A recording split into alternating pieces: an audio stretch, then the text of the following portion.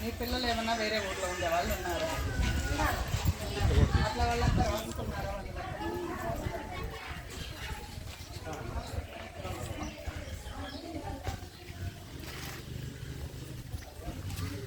మీ ఇంట్లో ఉన్నారా? బయట ఉన్న వాళ్ళు చెప్పారా? వాళ్ళ లెక్క కూడా మీరు ఇక్కడ చెప్పారా? అక్కడే చెప్పారు. అవన్నీ నోట్ చేసుకున్నారా? ఇక్కడే ఎలిమినేషన్.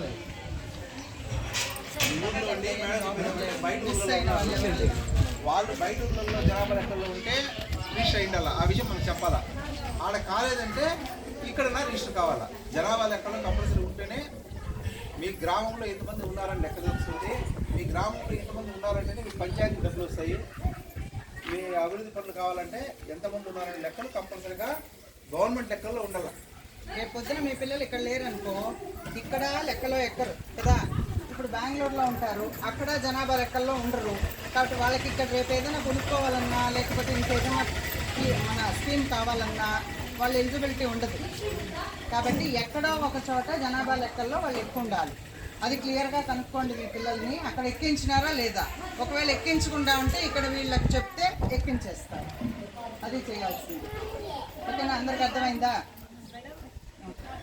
అక్కడ ఏమన్నా ఎంటర్ అయినారా వాళ్ళు జనాభా లెక్కల్లో? మరి అయితే ఇక్కడ ఎక్కించుకోవాలి కదా వాళ్ళు.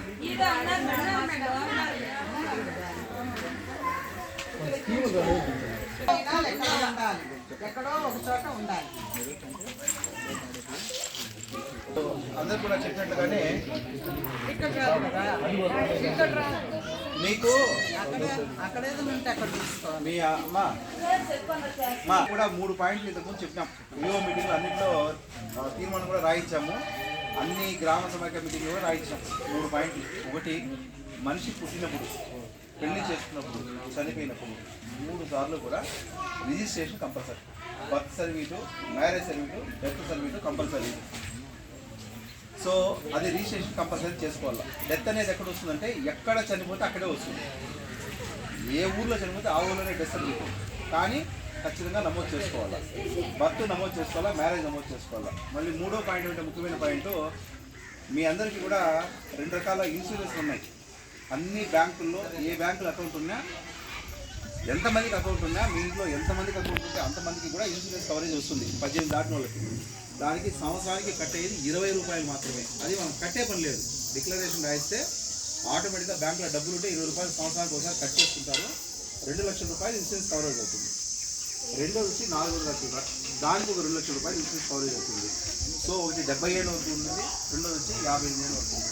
కాబట్టి ఆ 2 స్కీములు కూడా మీరు ఆల్రెడీ గ్రూపులో రెజల్యూషన్ తీయించినాను. మీరు బ్యాంకు దగ్గర కూడా పోయే పని లేదు. అందరూ కాగితంలో సంతకం పెట్టించేస్తే ఆప్షన్ ఫార్ము మన వివో లెటర్ ఎత్తుకొని బ్యాంకులో ఇచ్చేస్తారు. అది భార్యకే చేయాలా, భర్తకే చేయాలా, కొడుకే చేయాలా, కోళ్ళకే చేయాలని కాదు. ప్రతి ఒక్క హౌస్ హోల్డ్ ఎవరైతే అకౌంట్ ఉందో వాళ్ళందరికీ వర్తిస్తుంది. రెండోది వచ్చి మీరు అన్నీ కూడా అకౌంట్స్ అన్నీ కూడా నామినేషన్ రాసిండాలి. అంటే మనం అకౌంట్ ఓపెన్ చేస్తాము, నామినేషన్ రాసిండు, భార్య భర్తకు రాసినట్టు, భర్త భార్యకు రాసినట్టు, కొడుకు రాసినట్టు, ఎట్లా ఉంటుంది. కాబట్టి మీ నామినేషన్ చెక్ చేసుకోవాలి ఫస్ట్. అన్ని బ్యాంకుల్లో కూడా మీకుంటే పోస్ట్ ఆఫీస్లో కానీ బ్యాంకుల్లో కానీ. సో మీ అన్ని అకౌంట్ కూడా ఎన్ఎఫ్సి అయిండాలి. సో మీ పోస్ట్ ఆఫీస్ అకౌంట్ ఎలా ఉన్నా పర్లేదు, బ్యాంక్ అకౌంట్ అయినా సరే అది ఉంటేనే మీకు డబ్బులు పడతాయి, వేరే ఏదన్నా ఫర్దర్గా. లేదంటే ఎలాంటి నష్టపరిహారాలు కూడా మీకు పడదన్నమాట. కాబట్టి మనకు అది మీకు ఆల్రెడీ చెప్పాను నేను 3 సార్లు. మీరు ఈసారి కూడా మీరు డిస్కస్ చేసుకోండి.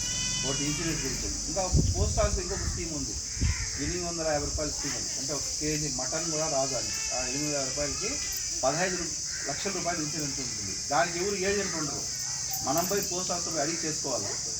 ఎవరైనా చేసుకోవచ్చు, మగవాళ్ళు ఆడవాళ్ళు ఎవరైనా చేసుకోవచ్చు. 18 ఏళ్ళు దాటిన వాళ్ళు 15 లక్షలు యాక్సిడెంటల్ లైఫ్ ఇన్సూరెన్స్ ఉంది, నార్మల్ డెత్ ఇన్సూరెన్స్ ఉంది. అది సంవత్సరానికి 850 రూపాయలు. అది ల్యాప్స్ అయిపోతుంది. మళ్ళీ నెక్స్ట్ ఇయర్ మళ్ళీ మనం కట్టుకోవాలి. సో ఈ ఇన్సూరెన్సెస్ అనేది అందరూ కూడా మీరు వాడుకున్నారంటే మనకు భద్రత అనేది ఉంటుంది.